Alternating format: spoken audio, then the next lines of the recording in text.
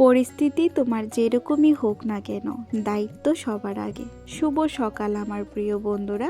ত্রিপুরা আগরতলার ছোট্ট একটা গ্রাম থেকে আমি তোমাদের সবাইকে অনেক অনেক ভালোবাসা জানিয়ে আজকে ছোট্ট একটা ভিডিও তোমাদেরকে সাথে নিয়ে শুরু করলাম। এখন বাজে ভোর 4:30 কি 4:45টার মতো। সারা রাত্র মানুষটা ঘুমায়নি এই পিঠের যন্ত্রণায়, ভীষণ ব্যথা। তাই দেখে আর সহ্য করতে পারলাম না, কাজে লাগার আগে একটু গরম চেক দিয়ে দিলাম।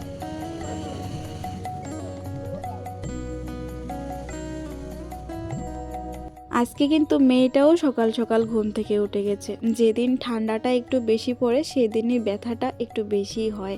আর এমনিতেই দেখবে এই ঠান্ডার দিনে হালকা ব্যথা পেলেও প্রচুর ব্যথা লাগে। এখন তো তোমাদের দাদা 1 মাস হয়ে গেল, ব্যথাটা মাঝখানে কম ছিল, কিন্তু ইদানিং 2-3 দিন ধরে আবার বেড়ে গেছে। ওই রাতে সকালে যখন ব্যথা বেড়ে যায় তখন এভাবে ওষুধ দিয়ে মালিশ করে একটু গরম সেক দিলে হয়তো একটু ভালো লাগে।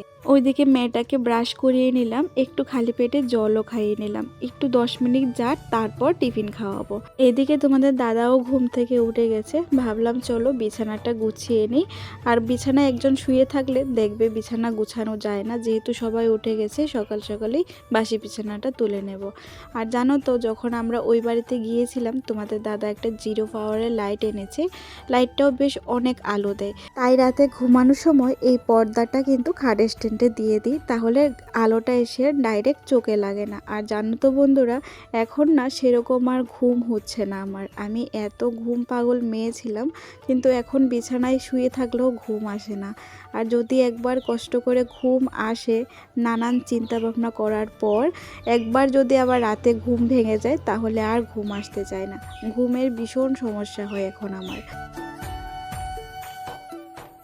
শীতের দিনে বিছানা গোছাতে কিন্তু বেশ অনেকটাই সময় লাগে, তাই না বলো?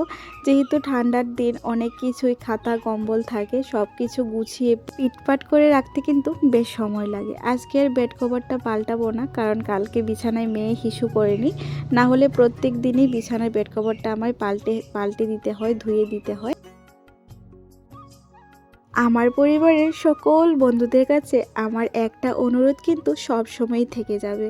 তোমরা কে কোন জায়গা থেকে ভিডিওটা দেখছো অবশ্যই কিন্তু কমেন্ট করে জানাতে ভুলবে না গো। তাহলে আমিও জানতে পারবো আমার বন্ধুরা কত দূর দূরান্ত থেকে আমার ভিডিওটা দেখছো, আর আমার এই অগোছালো কাজগুলি কে কত দূর থেকে ভালোবাসা দিয়ে দেখছো। ওইদিকে আমার বিছানাটাও গুছানো হয়ে গেছে। আজকে আর কিছু রোদ্রে দিলাম না, কারণ রোদ্রে সেরকম একটা ভালো তেজ নেই। আর এখন একবার রোদ্রে দেব, তারপর আবার ঘরে আনবো, সেই এনার্জিটুকু এখন আমি আর পাই না। সেজন্য আজকে আর কিছুই রোদ্রে দিলাম না। তো ওই যে বললাম, মেয়েটাকে খালি পেটে একটু গরম জল খাওয়ালাম, একটু বাদেই কিন্তু দুধ আর বিস্কুট নিয়ে বসলাম। আমার মেয়েটার একটা খারাপ অভ্যাস, মোবাইল ছাড়া একদমই কিছু খেতে চায় না। হাসিব আলম মোল্লা চ্যানেল থেকে একজন ভাই কমেন্ট করেছে, দিদিভাই তোমার ভিডিওগুলি আমার অনেক ভালো লাগে। আমি সুন্দরবন থেকে প্রত্যেক দিন তোমার ভিডিও দেখি। তোমার ভিডিওতে যদি আমার নামটা নাও তাহলে অনেক ভালো লাগবে বোন। আর তোমার ভাইয়ের জন্য ভগবানের কাছে প্রার্থনা করি, যেখানেই থাকে তোমার ভাই যেন ভালো থাকে, সুস্থ থাকে। এই যে ভাই, তোমার নামটা আর তোমার কমেন্টটাও কিন্তু আমি আমার ভিডিওতে বললাম। তোমাকে অনেক অনেক ভালোবাসা জানাই ভাই, এত দূর থেকে আমার পরিবারে আসার জন্য আর এত সুন্দর একটা কমেন্ট করার জন্য।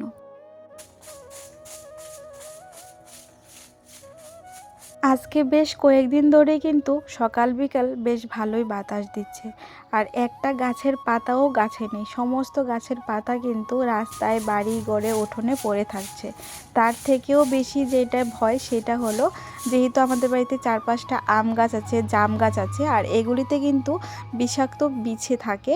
আর একটু আগেও আমি উঠানটা ঝাড় দেওয়ার সময় কিন্তু একটা এরকম ধরনের বিছে দেখলাম, মানে একটু কাছ থেকে যদি কেউ না দেখে না, তাহলে মনে করবে এটা গাছের ঢাল, একদম হুবহু গাছের ঢালের মতো দেখতে। যখন আমি ঝাড়ুটা দিচ্ছিলাম তখনই কিন্তু নড়ছিল, তো তারপর বুঝতে পারলাম যে এটা গাছের ঢাল না, এটা বিছে। পরিস্থিতি তোমার যেরকমই হোক না কেন, দায়িত্ব কিন্তু সবার আগে। এই কথাটা ভিডিও শুরুতেও বললাম, কারণ 2 দিন আগেও আমি হসপিটালে থেকে ইঞ্জেকশন স্যালাইন নিয়ে আসলাম। আমি অনেকটাই অসুস্থ, শরীরটা আমার ভীষণই দুর্বল, কিন্তু তাও দেখো আমি কিন্তু আমার দায়িত্ব থেকে সরে যাইনি। রাতে বলো দিনে বলো, যখনই দেখছি মানুষটা খুব কষ্ট পাচ্ছে, তখনই কিন্তু আমার দ্বারা যতটুকু সম্ভব ততটুকু করার চেষ্টা করছি। কেউ একজন বলল, কি গাছের পাতা এরকম বেটে দিলে নাকি ব্যথাটা কমে যায়। তো সেটাই কিন্তু মা রেডি করে দিল, আমি লাগিয়ে দিলাম। এখন যে যেইটাই বলছে সেটাই করছি, যে যেই ডাক্তারের কথা বলছে সেই ডাক্তারের কাছেই নিয়ে ছোটাছুটি করছে মা, শুধুমাত্র মানুষটা সুস্থ হওয়ার জন্য। দেখতে দেখতে 1টা মাস হয়ে গেল বিছানায় পড়ে আছে। যদিও তোমাদের ভালোবাসায় আর ভগবানের আশীর্বাদে এখন একটু হাঁটাহাঁটি করতে পারে তোমাদের দাদা, কিন্তু 1 বালতি জলও তুলতে পারে না। মানে কি যে একটা খারাপ পরিস্থিতিতে আছি। আর জানো তো, কাল রাতে আবার খবর পেলাম যে বাবা নাকি বাইক নিয়ে পড়ে গেছে, পায়ে ব্যথা পেয়েছে, গলায়ও ব্যথা পেয়েছে। আমাকে কেউ কিছু বলে না, কারণ যেহেতু আমি 2 দিন আগে হসপিটালে ছিলাম, তার মধ্যে আমার প্রেশারটা লো হয়েছিল, টেনশন যেন না করি সেজন্য কেউ আমাকে কিছু বলেনি। তারপর কালকে হঠাৎ করে আমাকে একজন ফোন করে বলল, এরকম এরকম তোমার বাবা তো বাইক নিয়ে পড়ে গেছে। তো তোমরা বলো বন্ধুরা, এখন একটা মানুষ কতটা চিন্তা করতে পারে। এক তো আমার মা পাগলের মতো হয়ে আছে ছেলে হারিয়ে, এখন আমি আমার স্বামীকে নিয়ে টেনশনে আছি, আমার ভাইকে হারিয়েছি, আবার খবর শুনলাম বাবা ব্যথা পেয়েছে। তো আমি কোথায় যাব, কিভাবে চলবো আমি ঠিক এখনও বুঝতে পারছি না। শুধু এতটুকুই ভগবানের কাছে বলি যে ভগবান যেরকমই পরিস্থিতি আসুক না কেন, আমি যেন নিজেকে সামলে রাখতে পারি, সব কিছু যেন হাসি মুখে মেনে নিতে পারি। ভগবান অন্তত এই শক্তিটুকু আমাকে দেখ, আর কিছুই চাই না ভগবানের কাছে আমি।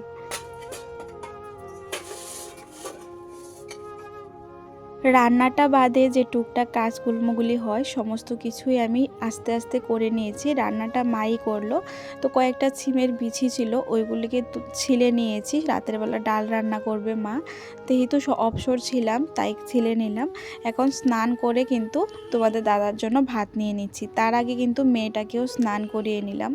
জানো তো বন্ধুরা, ওই বাড়ি থেকে আসার পরে আমার শরীরটা এত খারাপ হয়ে গেছে, কখন দেখবে এত ঠান্ডা লাগে 4-5টা লেপ কম্বল গায়ে দিয়েও থাকতে পারছি না, শরীর এত কাঁপছে।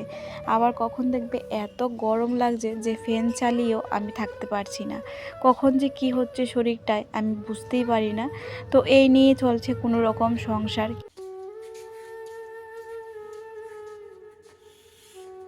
এটা কিন্তু আজকে সোমবারেরই ভিডিও। সকাল 5টা থেকে দুপুর 12টা পর্যন্ত আমি কি করলাম না করলাম সবটাই এই ভিডিওতে তুলে ধরলাম, কারণ শরীরটা এত ভালো না, একটু কাজ করিতে একটু শুয়ে থাকি, যতটুকু পারলাম তোমাদের সাথে শেয়ার করলাম। তোমাদের এত ভালোবাসায় আমি আর ভিডিও না দিয়ে থাকতে পারি না বন্ধুরা। তো চলো আজকের এই ছোট্ট ভিডিওটা এখানেই শেষ করি। তোমরা সবাই অনেক ভালো থেকো, সুস্থ থেকো, সাবধানে থেকো, আর একে অপরের পাশে থেকো।